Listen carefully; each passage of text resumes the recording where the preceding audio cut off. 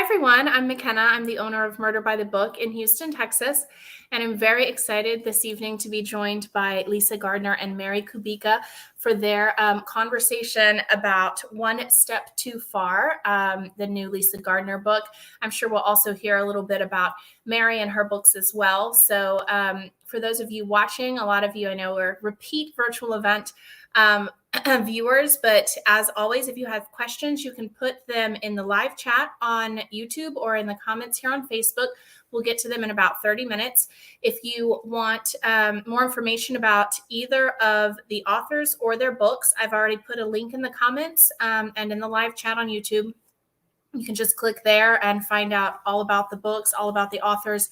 And if you're so inclined, you can order them from Murder by the Book.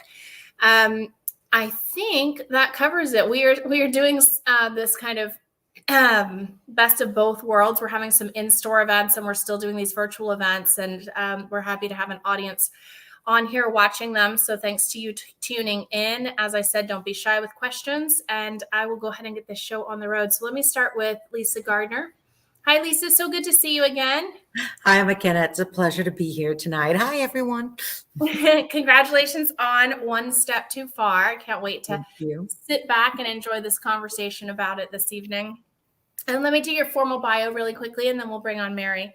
Lisa Gardner is the #1 New York Times bestselling author of 21 suspense novels, including The Neighbor, which won Thriller of the Year from the ITW. An avid hiker, traveler, and cribbage player, she lives in the mountains of New Hampshire with her family. Thanks again for being here. Thank you. All right. We also have Mary Kubica. Did I say that right, Mary? You did perfect. All right. I have definitely butchered it in the past, so I'm so glad that Lisa asked the pronunciation. I feel kind of bad that I didn't sooner. So Mary Kubica, I got it now. All right. I always joke that my favorite person on the virtual events is the guest moderator because you make my life easy. So thank you for being here. I really appreciate it. Absolutely. I'm so excited to be here. Yeah, well, it's gonna be great because I know you two are already planning more of an in conversation, and that's the best when you can just sit back and it seems like just listening to a conversation between friends. So again, I'm excited to just turn my camera off and sit back and listen. So let me do your formal bio, and then I'm gonna duck out. Mary Kubica is the New York Times and USA Today bestselling author of The Good Girl and Pretty Baby. She holds a Bachelor of Arts degree from Miami University in Oxford, Ohio, in history and American literature. She lives outside of Chicago with her husband and 2 children and enjoys photography, gardening, and caring for the animals at a local shelter. Mm-hmm. And your most recent book was Local Woman Missing, right? Yes. Excuse me. All right. Perfect. So I'm going to duck away again. Don't be shy with questions if you're watching this, and we'll get to those in a little bit. But for now, you two have fun. Thank you. Well, Lisa, I'm so excited to be here. I've been so looking forward to this. And One Step Too Far, for those of you who have not had a chance to pick up a copy or read it yet, you are in for a huge treat. I got sent a copy of this a little bit early. It was just after the new year.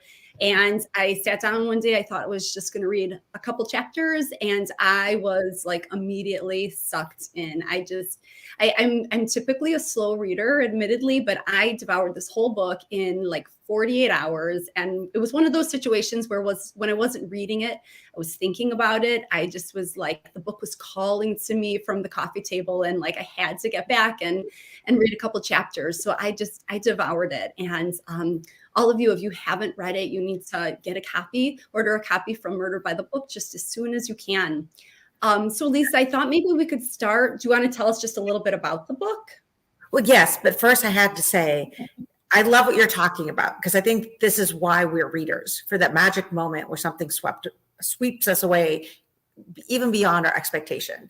And I mean, we are a mutual admiration society, because one of the very fun things for me is one of your debut novels. I think your debut novel, The Good Girl, was one thing that was sent to me as an advanced reading copy. Please take a look at it. And it was one of those things where, oh, okay, I'll kind of flip through this. And, hours later, it's like, I'm just going to sit down and read a good book now.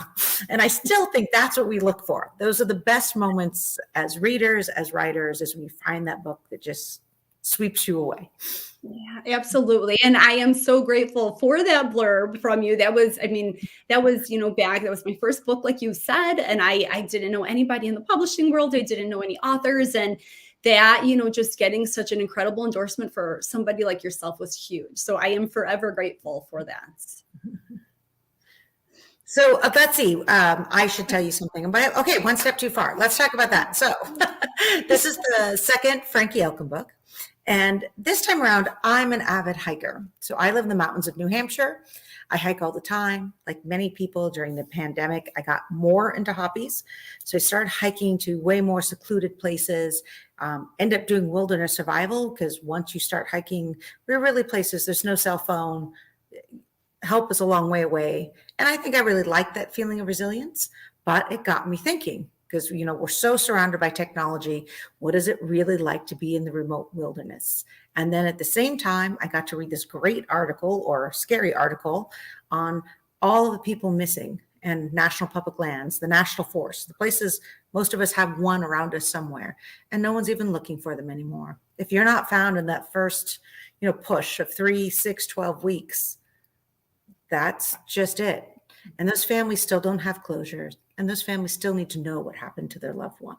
And that is the perfect kind of mission for someone like Frankie Elkin, who works missing persons, cold cases, the cases that have fallen through the cracks. So she comes to Wyoming to join a 1-week expedition to go into the remote Wyoming wilderness to hopefully find once and for all Timothy O'Day, a young man who's been missing for 5 years. And a lot of bad things happen after that. Various acts of violence ensue. Way to sum it up. And a lot of bad things do happen. And it's so gripping. And I know, in this genre, it's the kind of thing that you can't talk too much, in these types of conversations for fear of spoiling something. But I guarantee you, everyone out there, that it is terrifying and gripping, and you will not be able to put it down. So I want to talk about Frankie Elkin for a second, because I adored her. And she was one of those characters that she's just so real. I mean, from the very first time you meet her, you just, either she reminds you of somebody, or she's just so authentically created, that she's human. She's not a character. And so she spoke so much to me. But I'm curious, when you first, started with Frankie Elkin, when you wrote before she disappeared, what was there something that kind of inspired Frankie's character for you? This is actually like a many parts question. And then did you know that you were starting a new series here, or did you think that maybe that was going to be a standalone when you first wrote it? So one of the things I would say, Mary, is both you and I have in common is we're very character driven. I would say one of the things about both of our works is that, the plots really do matter, and that intricate puzzle's great, but the readers stay and the readers continue on because it's the character that drives them. So I've always been very character driven. And it was, at the beginning of my career, I had FBI profilers, but then it seemed like everyone was doing it. So then I had, Boston Detective Dee Dee Warren, whom I adore, but there's a lot of police procedurals out there. And then one day I read about a very real world thing, which is cold cases are becoming, trending. I don't know if that's the right word, but more and more people are aware of them, and more people are getting involved in them, including people with no law enforcement background, like everyday people. So reading about those cases, people who volunteer to try to solve these cases that and many times have no connection to them at all, that started to inspire this character of Frankie, that she goes from town to town looking, for the missing that the rest of the world has forgotten, that's no one's looking for. But Frankie's interesting to me because why a cop does what they do. Why if someone's an FBI agent. Why is Frankie Frankie? I don't know that I know the answer, but I don't know that she knows the answer. And I think that's kind of the fun part. So I did write before she disappeared, the first book, very immediate, like present tense. She, has a past clearly, but it doesn't matter. She lives in the moment. It was a case in Boston, open, shut, done. But then, the missing in the woods, and I live by the woods. And if I ever go missing as a hiker, damn it, someone should come find my body. I'm adamant on this. So it was like, this is stuff for Frankie to do. So now she's back. But Frankie is fun for me because I'm not even sure what she's up to. And I think her quest is part of her appeal. Right, right. And she has this nomadic life, and she's so independent, and she definitely has that backstory, and she's fighting all sorts of inner demons, and she's just such an incredible character. And I later I'm going to ask you if we're going to see Frankie again, and I'm going to say now I really hope that we do. I think Frankie's raw, and that's what's kind of nice about her. She's hopelessly honest, or starkly honest. She's a recovering alcoholic, and one of the things she talks about is part of addiction is facing your demons. So, she's 10 years sober now. She's facing her demons, but the result is this lifestyle that other people don't really understand. She can't stay in one place. The suburban, the white picket fence, the steady job, the stable relationship, all of those things drive her to drink. But if she keeps on moving and really trying to fix other people's problems, which is obsessive and probably makes her a dry drunk, but she also would like to believe there's something more to it. But she's kind of envious. I mean, I like the scenes where she likes, she sits at a restaurant and she watches other people kind of like, what do they know about life that she just can't she just can't figure out. Yeah, she just drew me in from the very beginning. And I would follow her anywhere, I think, and it is so interesting. Here she is trying to, like you said, we don't necessarily know why she does what she does, but she's so incredibly good at it and makes such an impact on other people's lives. And your incredible characterization, though, in this novel is not just limited to Frankie. There are a good number of people that enter the woods together to find the missing Timothy O'Day, and they're all so, you get to know them as a reader, little by little, especially as Frankie gets to know them, you as the reader get to know them. And, I was drawn to so many of them, but I want to talk about a couple in particular. First of all, I want to talk about Daisy, the rescue dog. And I have to say, I grew up with Daisy. The animal shelter, because I work with mine. It's like this, we're going to talk about Daisy. Yay. I love Daisy. I grew up with a Samoyed named Daisy. So right away, as soon as I saw Daisy, I was drawn to her. But then she's just, I love having dogs in stories. Again, that's something that just really, changes it on an emotional level. I think that readers are drawn to dogs and they're drawn to books with animals. But Daisy, she makes such an impact in this story too. So I'm curious why, you chose to have a rescue dog in this story, and also kind of what research you had to do about rescue dogs. So Mary, you and I could definitely spend hours bonding over dogs. Clearly, you're involved with your animal rescue, and I'm involved in my local organization, and I have a dog sleeping on my lap right now, and my leg's already gone to sleep. So animals are often in my books because I love them so much. I think many of us as writers, they're a source of comfort to us. And I'm actually fascinated by working canines. I'm fascinated by all the things that they can do, and some not just better than us, but even better than the best technology we have to date. So I had an opportunity a while ago to go to the Body Farm in Knoxville, Tennessee. And while I was there, just serendipitously, was a search dog team that was trying to do cadaver training. The dogs need to find dead bodies, which, as they explained to me, they're not allowed to hide in their backyards, which I actually had never thought about how do you train a cadaver dog, but it turns out, the cadaver is part of the problem. And talking to them and what the dogs can do. And then I'm there with all these, world level forensic anthropologists, and they're all like, oh yeah, a cadaver dog, a search dog can find things better than anything we've ever met. It can be a creek bed and 100-year-old bone. It's completely fossilized. There's no even organic matter left, and they always know. They'll hit on it ever again. It just captivated me. And so when I was thinking of this dream team, because that's really what One Step Too Far is, 8 people head into the woods. And it's kind of this last-ditch effort driven by the father of the missing young man. It's the dream team. So you have the father, you have the Wyoming wilderness guide, you have the 3 completely guilt-stricken friends that lost their buddy on their bachelor weekend.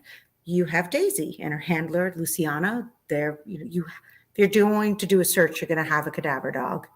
And you have Bigfoot Bob, who's another story, and Frankie, who never hiked or camped at all, but why not? it is just such this incredibly diverse group of people that goes into the woods, which I think is what, makes it so fascinating. And then Bob, the Bigfoot hunter, was another character that I wanted to talk to you about. I didn't realize until I read this book, what an impact Bigfoot hunters have in search and rescue efforts like this, that's really a thing. So do you want to talk just a little bit about that, how you came upon that information and kind of what research you did into Bigfoot hunters? So one of the fun things about our jobs is, we research because there's things we know we need to know. And then along the way, there are all the things you didn't know. And that's Bigfoot Bob. When you start looking at the world or in our country, in the US, of search and rescue and just ongoing searches for missing hikers, Bigfoot hunters actually play into it pretty predominantly. For one thing, there is no national database of everyone who's missing. The Bigfoot hunters, however, have been mapping these cases because they are interested in what's going on in the woods. So the North American Bigfoot, its society association, actually has the best comprehensive picture of the number of people or where they've gone missing in the United States in the woods. And that alone is kind of fascinating to me. And they're active. They're outdoors. They know their woods. They know their backyards. So they've become very involved, and many of them, particularly the Olympic Peninsula, is somewhat what many Bigfoot hunters believe is where a Yeti is most likely to be found. They are still, every time they're out in those woods, there are kids, there are people there looking for.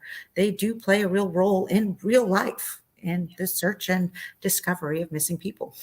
Yeah, well, I found that fascinating. I mean, there were just so many bits and pieces of information that I learned from reading One Step Too Far that I just had no idea, until I started reading the book. And I agree with you with what you said about authors researching, and coming across these all these fascinating facts that you didn't think you needed to know, but now that you know them, you have to include them. So one of the craziest things you got to hear, because I love these, the truth is stranger in fiction stories. Yeah, I think that it was when I was writing When the Lights Go Out a few years ago, and there's a whole insomnia bit in that book, and I started doing a lot of research into sleep and dreams and insomnia and things like that. But I came across a condition known as fatal familial insomnia, which I had never heard of, but it's hereditary, as the name implies, but where a person literally loses the ability to fall asleep and they die from it. Their body, instead of doing all those things that it should do to settle down for sleep, the exact opposite happens and they just completely stop sleeping, and there's no cure for it. And it's hereditary. Like I said, there are families that can trace this condition back for generations and generations. And it's so sad and tragic, but it was incredibly fascinating too. And that was one of those things, as soon as I came across it by accident, I was like, I've got to at least have a mention of this in my book. So let's talk a little bit about settings. So Wyoming is so different than what you've written before. You're so used to, so many of your books are set, in urban settings in Boston. Yep. And this is rural and remote, and it's in the mountains, so what, and I know you're a hiker, and, I know that you have that remoteness close to your home, but what made you choose Wyoming? And did you go there to visit and do research? And did you hike in Wyoming? So interesting enough, One Step Too Far for me kind of somewhat is my pandemic book. Before she disappeared, I was almost done with when all of this stuff hit. So this was the book I wrote in entirety. And I think, like a lot of people, as we've been going through this experience, the dream of wide open spaces, trying to picture anything beyond the box many of us were living in, just had such an appeal. So I am an avid hiker in the mountains of New Hampshire. But to be honest, by a lot of standards, our mountains aren't that big, and we don't have predators. So again, I thought of One Step Too Far conceptually as like Agatha Christie's And Then There Were None goes for a hike. So I need a lot of complications, dangers for my party of 8. And I definitely like the idea of grizzly bears or bobcats or something, of a predatory nature. And the more research I did on mountain ranges and incorporating these conditions, it was kind of Wyoming, Wyoming, and Wyoming. And who wouldn't want to write a book in Wyoming? I sadly didn't get to visit specifically for this. I've from the West. I've done some hiking in the West, and ultimately some of the conditions I needed, I did fictionalize an entire Devil's Canyon, which I copped to. If people who live in Wyoming, this was made up, but I am now looking forward to doing more hiking in Wyoming because, the beauty and the grandeur. And it was fun to have Frankie there because she's us. She's not a hiker. She's not a camper, but the views, she's more of a inner city, but the views just take her breath away. Yeah. Yeah. And I loved, as Luciana early on is helping, well, a number of people are actually helping Frankie kind of get ready for the hike, and it was just so, it was another of those things that just made me really, really like her because she was so out of place, in this setting, but she was up for it. And she was, getting as ready as she could to set off into those mountains. So technology though, in a place like, the Wyoming mountains is problematic, and I know that, I tend to write in more urban settings, and I'm finding it's hard to get around, the doorbell videos and the stoplight videos and technology always watching my characters. It's hard for characters to get away with certain things with those cameras always on them. But what problems did you find writing this book with a lack of technology in those areas where, technology just doesn't reach? I was specifically looking for something that wouldn't have technology. And it's actually, I think, something that drew me to creating Frankie and kind of going down this road of amateur sleuths anyway. A lot of us in the thriller business, and you've summed it up very well, it's getting very difficult to write books where, well, why didn't they just, ping the phone? Why didn't they call 911? Why didn't they just use the GPS tracker in their computer? I mean, it feels like we have to work around it so much. And Frankie doesn't have technology. And she somewhat is of the school of thought of if technology, forensics, and traditional police work could have gotten something done, well, the case would be solved by now, right? Now, having said that, she'll tell you Wyoming is a bit extreme. And it was one of the fun things when I go to write these books. And I'm very curious about your writing process, Mary. I get to kind of be Frankie because she's just us, right? She's not a cop. She really is trying to just make her best decisions possible. She's now on this hike and she's starting to realize, how does she really help find a lost hiker? Her superpower is like listening. It's interviewing neighbors. It's re-interviewing witnesses that maybe didn't want to talk to the police, but are now willing to talk to an outsider. But that's not going to help her hiking through the mountains of Wyoming. So actually, what does Frankie do became one of my central headaches in the evolution of this novel. How much do you know going ahead? Because I really do make it up day by day. I do too. I have no idea, what's going to happen. There's some fear and anxiety with that, like what happens if I write myself into a dead end or, but I also love it too, because there's something really spontaneous and authentic about it. I think, just you sit down to write and you don't know what your characters are going to do that day or figure out about, other characters in the book and just kind of what's going to transpire. So my endings almost always surprise me. I figure out that works. You've heard it from us. You cannot know who did it. And it's still going to be okay. Right, that's right. And sometimes I tell myself, I don't know if it's true, but if I'm not surprised, then my readers won't be surprised. So that's how I soothe myself when I have no idea where I'm going. I agree with you wholeheartedly. The few books I've tried to plot, it's been, I know, and I broadcast, and it feels to me like I'm writing like a book report. Whereas like you, when I don't know what's going to happen next. And one of the things I love about your books is they're very psychological thrillers. Everyone can kind of go a different direction. You're getting snippets of stories interjected, deep secrets going past. And who are these people? You're unpeeling it like an onion. And I think that works best when the author herself, we ourselves, don't have the answer, because otherwise it's hard not to end up having kind of black and white, more mundane characters. Right. Absolutely. Yeah. I feel like it's just that much more authentic when we too are genuinely surprised by the things that our characters say and do. So I don't know if anybody out there does not already follow Lisa on social media, you need to be following Lisa on social media, because this is kind of a tangent here, but I know that very recently you went on this like amazing expedition to Antarctica and the South Atlantic. And There are amazing pictures and videos of penguins and seals. And I'm just wondering if we're ever going to find Frankie in Antarctica. Traveling is one of my passions. Needless to say, my wings have been clipped the past 2 years. But one of the things, I've always wanted to go to Antarctica. It's my 6th continent. But I'm also like you, I'm into animals. I wanted to see the penguins and the seals. And the seals were even way, way cuter than I thought. But then so were the penguins. So in a pandemic, the best place to travel is where there's no humans. So spent 4 weeks, went to Antarctica. It was so much fun. And yes, I think when book tour is done, I'm just going to randomly start posting penguin photos again, because I could look at them all day. I think I had 3,000. I think 300 are my favorite. It's obscene, all the photos I have now. And but travel for me is like the palate cleanser. It's where I go to just not doing it. So you won't see Frankie in Antarctica, but you should still visit the social media just to look at pictures of penguins. Because who doesn't want to see pictures of penguins? Sure. So can you tell us, are you working on another Frankie novel, or what you're working on now? I know that sometimes that's a really hard question when you're in the middle of writing something. So feel free to tell me that you don't want to answer it. But it's well, Mary, because having gone to Antarctica and played with penguins, I actually don't know now what the next book is, because that's normally when I would have figured that all out.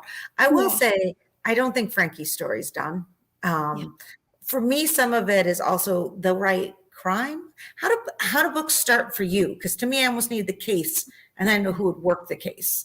Like, you do a lot of like secrets, but there's still always that crime that gets things off and running. The local woman missing premise. You know, a woman's found with self-inflicted wounds, but a little girl's now vanished. That layering again of everything. What gets you started as an author?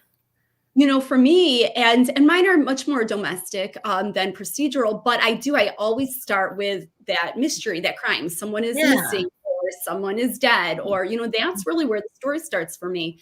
And then, because all of my novels are told from multiple perspectives, that's kind of the next question I ask myself is, who is going to tell this story? You know, who are the 2 or 3 or 4 people that are going to tell this story?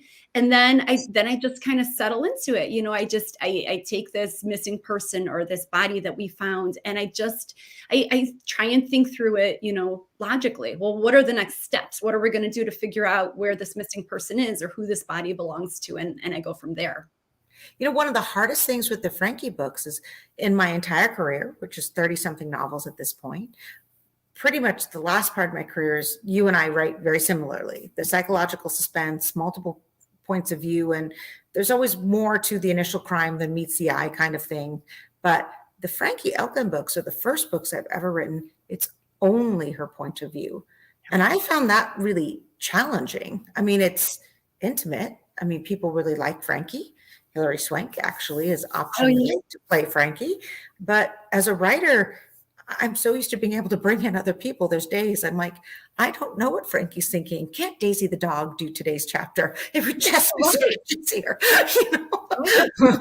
I 100% agree, because when I write, I actually break it down. I'll just write one of my narrators at a time. So instead of thinking of like 100,000 word manuscript, I'm looking at like 30,000 words, you know, for that one narrator's story. And it seems so much more doable. So I've always been overwhelmed by the idea of one narrator for the whole book. So I am amazed. You know, I think that it's just amazing and incredible that any author can do that, you know. And I think it wasn't my best thinking. You did it at the time. And I have days of like, really missed the other point of view. Now, I want to talk about Hilary Swank too, and the TV option. Can you tell us a little bit more about that and what's going on? So we're still in the infancy of it all, but it's very exciting. So Before She Disappeared, which came out last year and is the first Frankie Elkin book, there got to be a lot of interest in it. And in the end of the day, Hilary Swank and E1 Productions optioned the book. Hilary Swank will co-produce and wants to be Frankie. The vision right now is it would be a limited series, like 6 to 8 episodes, like what you see on Netflix, Amazon, HBO, though they're looking at doing it first and then figuring out the distribution point. But it will be really fun to see what will happen. very selfishly, I got to Zoom with Hilary Swank. So, I mean, my life's complete. I'm good. It's all about the author. so it's all good. Well, I mean, that's just amazing. And, having read the books, I think that Hillary would make just an amazing Frankie. And, I know that, things in Hollywood are sometimes a lot slower than we want them to go. Like, we want to be watching this next week, but I mean, she's just going to do an amazing job with it. And I know that all of your fans, myself included, are incredibly excited to see this when it's finally on TV. Now, when you write, do you picture people? Because I don't, to be honest. So it was kind of fun when I was finally Zooming with Hilary Swank, because like, oh my God, you do look like Frankie. Like, Frankie's light, she has long, because I don't know, I'd never think of anyone. But do you? Because some authors say like, oh yeah, there's always like someone in their head, this is who they are. I don't. And I mean, I think that the hardest questions that I get is, somebody always asks, who do you imagine playing? If this was made for Hollywood, who do you imagine playing these roles? And I just draw a blank. I can't come up with anybody to save my life, because I never imagined somebody else in those roles. And even for me, they're not always fully formed. It's like I get their personality more than I get what they actually look like. I think you and I are very similar. We're writing from the point of view of the person. We're in their head. So by definition, we're not outside looking in at them. So, which is one of the reasons I don't do a great job of picturing any of my characters, because I'm not looking at them. I'm looking through their eyes. But I think it's that depth. And I think that's actually what makes psychological suspense work is, you're coming through very specific points of view, and you're so deep in that person, the reader feels that connection too. They care, and they have to for our plots. I mean, we're all writing about murder or whatnot. That's nothing new. Caring about the characters, what makes it work. Right. I completely agree. And I think that the more that you can get the reader to, really invested in the character and the character story, the more they want to stick with you. They want to know what happens to that character, if they make it, if they find Timothy, they want to know all of those things. Yeah. And it's that haunting element you get. I always remember after reading The Good Girl, that ending, which I won't give away, it stuck with me for a long time. I kept thinking about her, the central character, and just, well, I can't give too much away, but she stuck long afterwards. And that's one of those signs of you were really deep in this person's skin. And even once you got to the impact of it all, you still almost like worried about them or wondering about them or just for sure. Yeah. Well, thank you for saying that. I appreciate it. I know any characters back, have you? I haven't. No, that's, and I've been asked many times, would I ever consider a series? And, I usually say that by the end of my books, I have like traumatized my characters enough that it's like time to let them go and live their lives. And, but I do, there has to be just so much comfort, I would think, in writing a series and knowing that you already have that protagonist set and you're just kind of picking up where you left off the last book. I know you write mostly series, but you have done some standalones. And I'm guessing your preference is series. Yeah, because the series are never planned though. I mean, this is what I think is interesting about looking at your novels. In the end, it's like, I just can't let the character go. Like before she disappeared, I had this one case and I'd read about, this woman who does these, is an amateur sleuth who does cold cases for missing persons. And I'm like, there's this one specific thing I want to write. But then, I couldn't let Frankie go. So now she's in the woods of Wyoming and I'm terribly mean to her. I mean, Frankie should quit me. But the series are more, I can't let people go. And to the extent that I continue to think about some of your characters, but the domestic sagas make it a little different. Like how many bad things can you do to one person in a domestic situation before you start just worrying about their life choices. Right, for sure. And I did have, there was one police officer in The Good Girl. And so sometimes I think, that would be a way to do it. If I wanted to bring him back, maybe even just a spinoff, not necessarily a series, but so I consider that a lot, and that I can see, I feel like, I know Gabe, I can do Gabe again. And there's comfort in that. So maybe one day. So I think that we should probably bring McKenna back on and see if there are any questions out there in the Facebook. Hello, there are some questions. So the first one, obviously that was a great chat. I was focused on the questions. Great chat.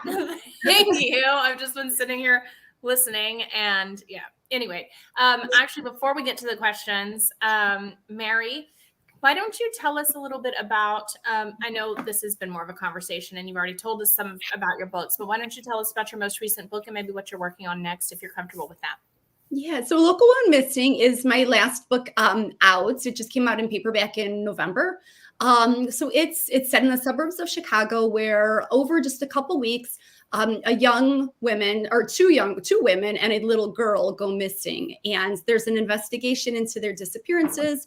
And the police do uncover some clues, but ultimately the cases go cold until 11 years later, when this little girl, who was 6 at the time that she disappeared, she's now 17, she suddenly returns home. And everybody wants to know where she's been all the time, and where are the others. So it kind of reopens this investigation, and you just you figure out where she's been and what happened to her and what happened to the others, but also kind of see a little bit what it's like for somebody who's been missing and held in captivity for so long, what it's like for them to kind of return to their life and just get reacclimated into society.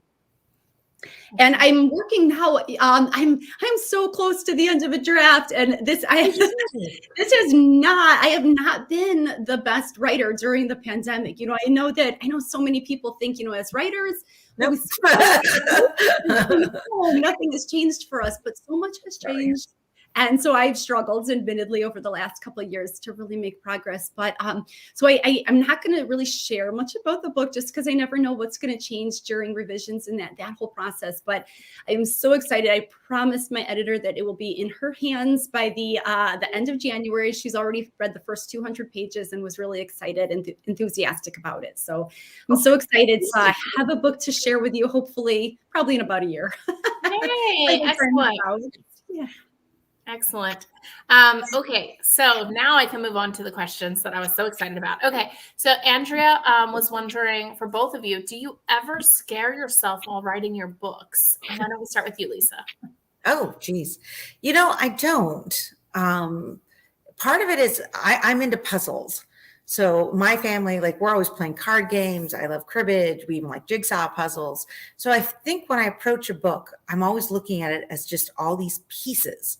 It's interesting to me when I interview with law enforcement. It's one of the same reasons it gives ways they have some kind of distance from whatever they're working on. You're looking at the puzzle of it all. So I do have a tendency to put things I fear in books. Now that I'm a hiker, being lost in a remote national wilderness is clearly a bad option. But part of the books are about, then what would you do and how would you solve that problem? So that kind of keeps me saner at the end of the day. How about you, Mary? Yeah, my answer is very similar. I think that when we're writing, it is so much about word choice. And, we write at such a slower pace than a reader reads a book. So it's just, I kind of have a much different experience with it and a different relationship with the story and the characters than the reader does. I think that that real emotion, whether it's, whatever the emotion is, it sort of hits me later, on that final read through when it's all done. That's maybe where I kind of can look back and think, this is a little scary, or, I'll tear up if it's a sad scene, things like that. But it seems like that comes after the facts. Fair enough. We had someone on yesterday who writes a couple who write really, really dark serial killer books. And it was interesting because the wife said that about a third of the way during the writing process, she starts having nightmares, and they see that as a good sign. and then as the investigator, as they get further along and the investigator solving it, then they start going away. So it's interesting, the process. But she said that she definitely does get nightmares. And then her husband was like, but then we know we're on the right track. Oh, that's terrible. Okay. So I see that question. There's another question. All right. So Julie was wondering, what was the first story that got you into mystery and thrillers? And let's start with you first this time, Mary. I feel like I've been reading mysteries and thrillers forever. I was reading Nancy Drew when I was young. And when I I don't, I mean, it's still my favorite genre. And I didn't set out to write mysteries and thrillers, although it seems just so natural that that's kind of where I found my home. But, when I was writing my first published book, The Good Girl, I thought I was writing just a love story. And then it got really twisted and, and it started taking all these turns that, I had no idea what was going to happen. And so I kind of by accident found myself writing in this genre. And, so I just really knew that was where I belong. But, I can't really think of like what was the first book or even the first author that grabbed me. But I just think that for as long as I've been reading, it's been in this genre.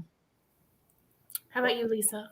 Well, so I grew up reading all sorts of things, including Nancy Drew, as many of us talk about in this industry.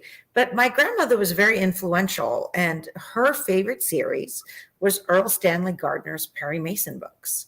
So since we spent our summers on the farm, those are the books we just read again and again and again because we didn't have a lot of choices. They are great books too, I should add. And she did not allow TV. She considered that the boob tube, I kid you not. And she's, almost 103 and still with us. So her approach to life seems to work for her. And she's now gifted them to me. So I have them in my office. But those were legal thrillers. That's what the Perry Masons were. And I think just from early on that whodunit and that sense of twist and surprise at the end has just always stayed with me. The puzzle. I want to solve the puzzle. Yeah, absolutely. That's a great story that you have those books. That's great. What advice do you have for someone who's trying to write a first novel? And I believe it is Lisa's turn to go first this time. Oh, so I'm involved now with the International Thriller Writers with Author Services, and we work a lot with the debut authors. It's a crazy world out there now in publishing in many good ways. There's more opportunities, more ways of being published now than ever before. So, the candid advice we always give is you need to read, you need to be writing, you need to get in your 10,000 hours. But I would also say because there's just so many options and choices and things, it's hard to know if you know what you're doing at all. You need to find your people.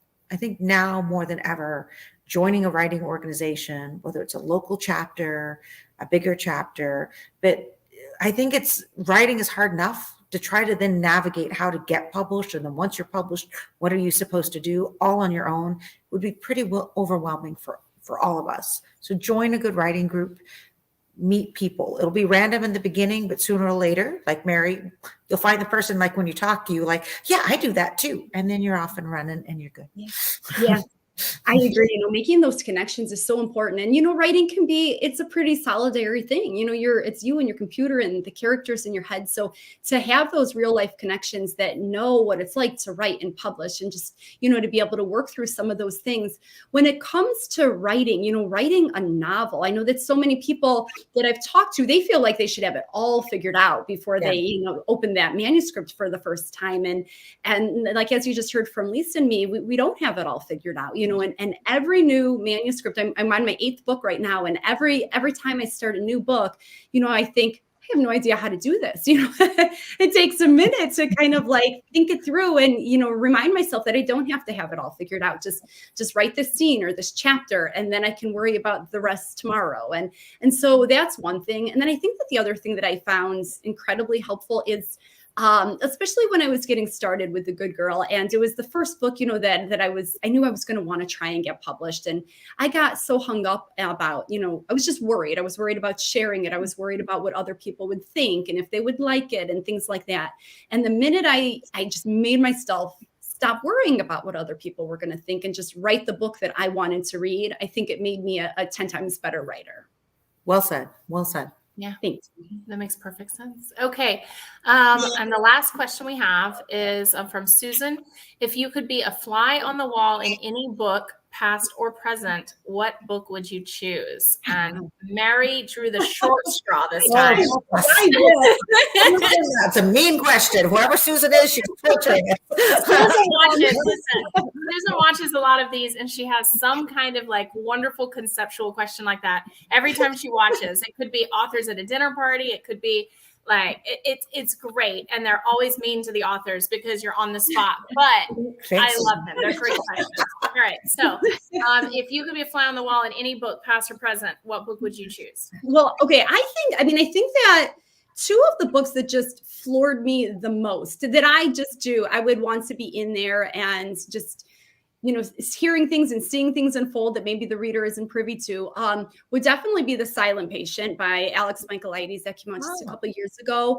And then Before I Go to Sleep by S.J. Watson, which is maybe 5-10 years old now. But those two books, I would love to be a fly on the wall in those. Awesome. How about you, Lisa? Goodness gracious. I'm sitting here like, please think of a book title. Please think of a book title. One of the books that always struck me, because I like historicals too. And well, now it's a series, is The Alienist by Carr, right? It came up. Yeah.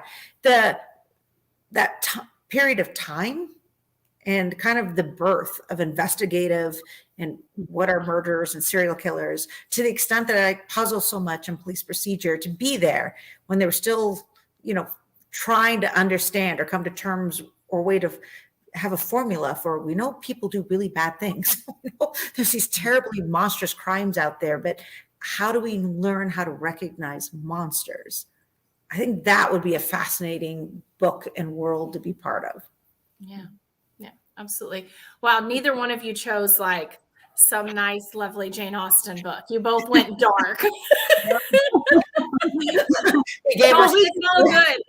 I'd be like, hey, I just want to meet Mr. Darcy. I'm pretty sure if you gave us ink blots, we wouldn't come back with flowers. We'd be like, skull, cross swords. Okay, well, on that note, I want to say thank you to both of you for joining us tonight. Obviously, there's information in the comments on how to order books from us if you're so inclined. Thank you, Mary, for leading such a wonderful conversation, and Lisa, congrats on the new book. I'm going to go ahead and sign us off for the night. Thanks to everyone who watched, and have a great evening. Thank you, everyone. Good night. Good night. Bye.